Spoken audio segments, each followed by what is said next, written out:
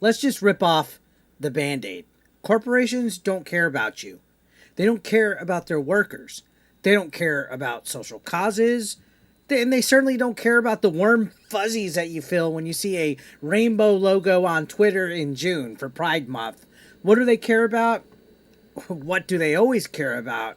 That's money. Cold, hard cash money. And honestly, I don't blame them for that, right? A company's job is to turn a profit. But what I do take issue with is the fake moral posturing, right? The empty virtue signaling that we see every Pride Month, and then the sudden backpedaling when it no longer helps the bottom line. We're going to talk about this article. This is from GameFile, and it's talking about Take-Two removing, I guess, their LGBTQ efforts and their DEI and all that. It's all mumbo jumbo. We're going to get into it right here. But if you're not subscribed yet, hit that subscription button. We're on the road to 100,000 subscribers. Join the ABE Nation, guys. So lately, we've seen a wave of companies quietly distancing themselves from the DEI branding, which is diversity, equity, and inclusion. The same DEI that they were shouting from the rooftops about 2 years ago. Yeah, DEI, right? Yeah, that one. Now they're quietly scrubbing it from their investor reports, hoping nobody notices, but we did notice. So Take-Two Interactive, right?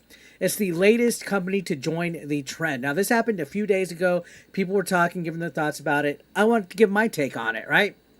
But you know Take-Two, the publisher behind GTA, Borderlands, NBA 2K. Well, according to their latest filing, they wiped away any message or any messaging that mentions even DEI at all. They removed their chest thumping about LGBTQ and their words that they got for it and all this stuff, and made absolutely no reference to their so-called efforts to diversify their talent pool with scholarships. All that verbiage is gone, guys. But let's not kid ourselves.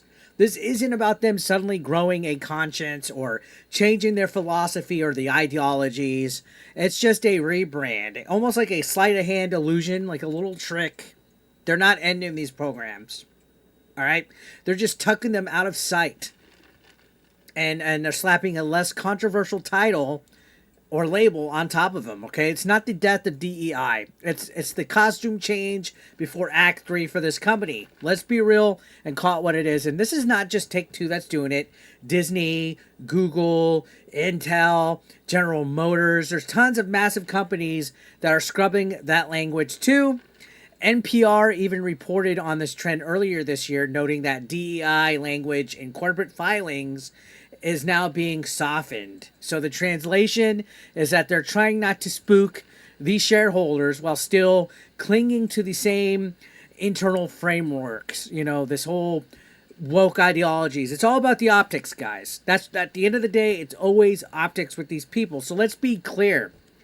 This was never about values. It's about riding this social wave to win clout, if you can call it that, attention, and let's be honest, money, like I said. But now that the tide is shifting, right, so are they.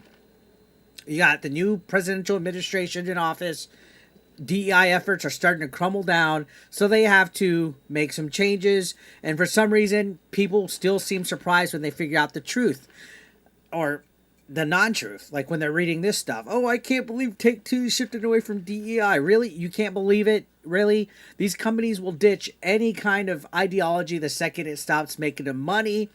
And that's not betrayal, it's their business model. So if DEI efforts are causing them to lose money, you already have people concerned that GTA 6 will be woke, they're going to scrap it, or they're going to hide it, which in this case is what's probably likely happening. So Take-Two's own language proved it. In 2024, they had a quote that said, diverse teams are key to our success. But in 2025, suddenly it's about diversity of thought, which, hey, I actually agree with. I think it's a better approach, but let's not pretend that's what they meant last year. Okay? It's just a less explosive phrase that they can still leverage when it's convenient. Okay?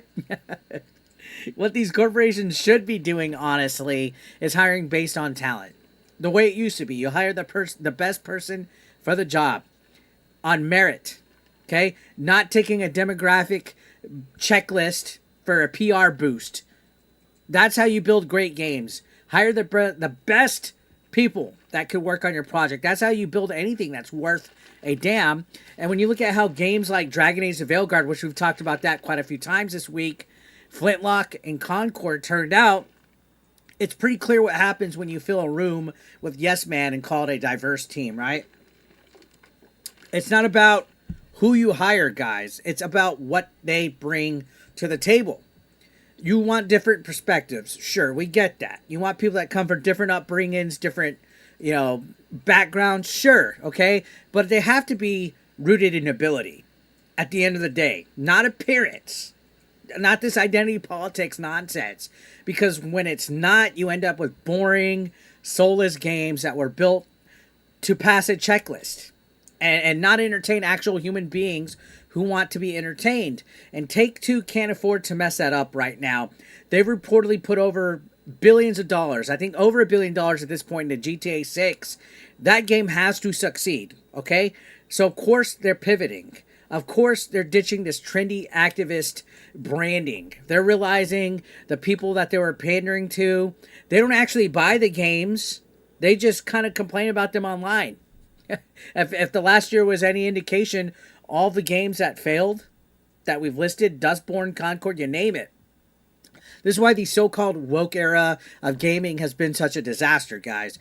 These games don't resonate with actual players. They flop because they aren't made for fans. They're made for approval from the Twitter mobs and the award panels, and that's not sustainable. It's not profitable, and, finally, some companies are waking up to that, but let's not pop the champagne yet, especially in regards to companies like Take-Two. They're not burning DEI to the ground. They're not mothballing it. If the political climate shifts again, let's be honest, you better believe that they'll dust it off and trot it back out of the stable. And that's why you can't trust any of this until they prove that they've learned their lesson. Okay?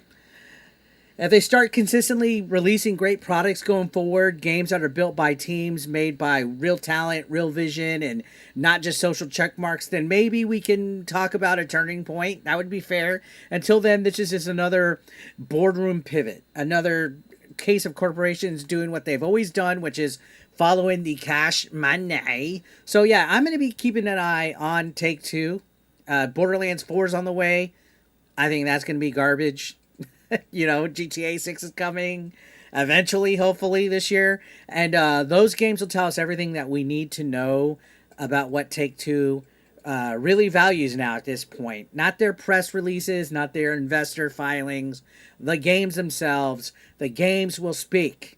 That's how the gaming industry is supposed to work. So let me know what you guys think in the comments down below. Are we seeing a real shift in the industry or just a rebrand in sheep's clothing? If you liked the video, give it a thumbs up. If you didn't, fuck it. Hit that dislike. Either way, I appreciate you watching. I'll catch you on the next video. Hit that subscription button. I'll see you on the next one. Peace out.